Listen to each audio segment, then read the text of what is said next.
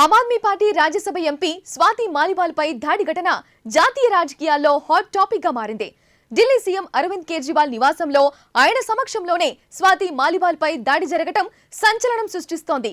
Kejriwal PA బీబవ్ Kumar ఆమెపై ఎందుకు దాడి చేశారన్నది ఇప్పటి వరకు బయటికి రాలేదు. ఘటన జరిగిన 4 రోజుల తర్వాత స్వాతి మాలివాల్ పోలీసులకు ఫిర్యాదు చేయడం, ఆ వెంటనే పోలీసులు ఎఫ్ఐఆర్ నమోదు చేయడం, ఇదంతా చూస్తుంటే దాడికి వ్యక్తిగత కారణమేదైనా ఉందా అని అనుమానం కలుగుతోంది. ఇప్పటికే ఢిల్లీ లిక్కర్ స్కామ్ కేసుతో ఉక్కిరిబిక్కిరి అవుతున్న కేజ్రీవాల్ కు ఇది మరో తలనొప్పిలా మారింది.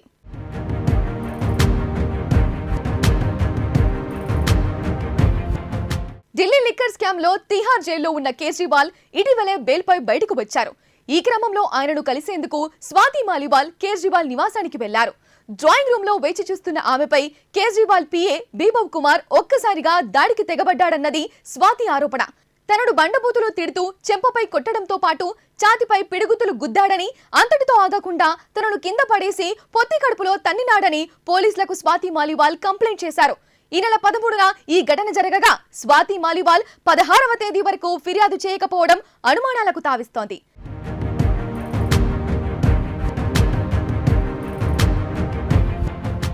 సెటిల్మెంట్ కోసం ప్రయత్నాలు జరుగుతుండటంతో ఆమె కంప్లైంట్ చేయలేదని ఆప్ ఎంపీ సంజయ్ సింగ్ స్వాతి నివాసానికి వెళ్లారన్న వాదనలు వినిపిస్తున్నాయి. సీఎం నివాసంలోనే ఈ ఘటన జరిగినా అరవింద్ కేజ్రీవాల్ ఇప్పటి వరకు స్పందించకపోవడం విమర్శలకు తావిస్తోంది.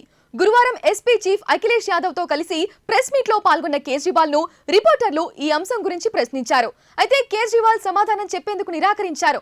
తను మాట్లాడకుండా మైకులను అఖిలేష్ వైపు జరిపారు. ఇంతలో ఆ పక్కనే ఉన్న ఆప్ ఎంపీ సంజయ్ సింగ్ కలగజేసుకుని మణిపూర్ లో గిరిజన మహిళను నగ్నంగా ఊరేగించారని, బీజేపీ మిత్రపక్షానికి చెందిన ప్రజ్వల్ రేవన్న లైంగిక వేధింపులకు పాల్పడ్డారంటూ టాపిక్ డైవర్ట్ చేసే ప్రయత్నం చేశారు. దయచేసి స్వాతి మాలివాల్ ఇష్యూపై పొలిటికల్ డ్రామాలు ఆడొద్దంటూ బీజేపీకి వార్నింగ్ ఇచ్చారు.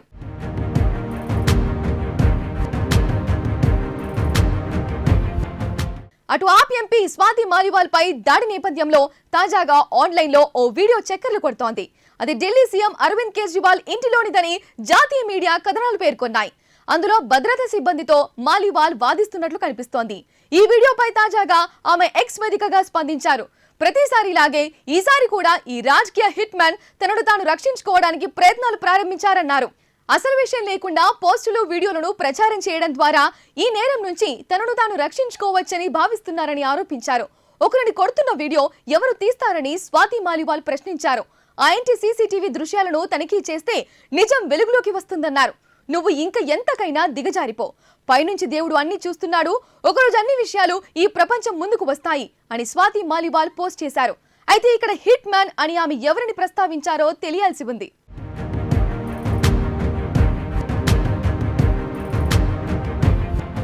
ఇదిలా ఉంటే స్వాతి మాలివాల్ వ్యవహారంలో కేజ్రీవాల్ సైలెంట్ గా ఉండటంతో బీజేపీకి ఛాన్స్ దొరికినట్లయింది. మహిళపై దాడి జరిగినా కేజ్రీవాల్ మౌనంగా ఉండటం తనను దిగ్భ్రాంతికి గురి చేసిందని కేంద్ర మంత్రి నిర్మలా సీతారామన్ ఆవేదన వ్యక్తం చేశారు. ఢిల్లీ మహిళా కమిషన్ కు చైర్పర్సన్ గా పనిచేసిన స్వాతి మాలివాల్ కు ఇలాంటి పరిస్థితి ఎదురుకావడం సిగ్గుచేటన్నారు. దాడికి పాల్పడ్డ వ్యక్తిని కేజ్రీవాల్ వెంటబెట్టుకుని యూపీలో ఎన్నికల ప్రచారం నిర్వహిస్తుండటంపై ఆమె ఫైర్ అయ్యారు. ఫిర్యాదు చేసేందుకు 3 రోజులు పట్టిందంటే స్వాతి మాలివాల్ పై ఏ మేరకు ఒత్తిడి తెచ్చి ఉంటారో అర్థం చేసుకోవచ్చని నిర్మలా సీతారామన్ అన్నారు.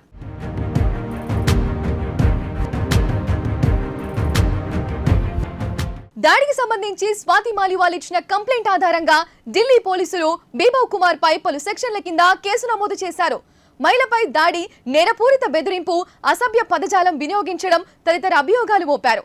ఈ ఘటనకు సంబంధించి సీఎం కేజ్రీవాల్ నివాసంలోని 8 సీసీ కెమెరాల ఫుటేజ్ ని పోలీసులు క్షుణ్ణంగా పరిశీలిస్తున్నట్లు పోలీసులు ప్రకటించారు. కేజ్రీవాల్ నివాసంలో స్వాతి మాలివాల్ ను కలిసిన వారందరి వాంగ్మూలాలను నమోదు చేయనున్నట్లు చెప్పారు. ఇదిలా ఉంటే నిందితుడు బీబవ్ కుమార్ ప్రస్తుతం పరారీలో ఉండగా అతడి ఆచూకీ కోసం 10 పోలీసులు బృందాలు రంగంలోకి దిగాయి. అటు ఈ కేసుకు సంబంధించి స్వాతి మాలివాల్ 30 హజారీ కోర్టులో తన వాంగ్మూలాన్ని సమర్పించారు.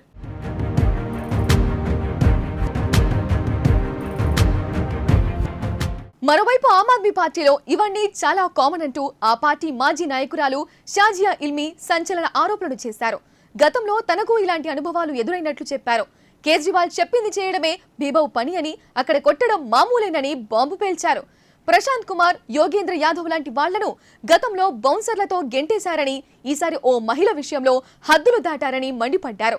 ఈ ఘటనకు బాధ్యత వహిస్తూ కేజ్రీవాల్ క్షమాపణలు చెప్పి సీఎం పదవికి రాజీనామా చేయాలని షాజియా డిమాండ్ చేశారు.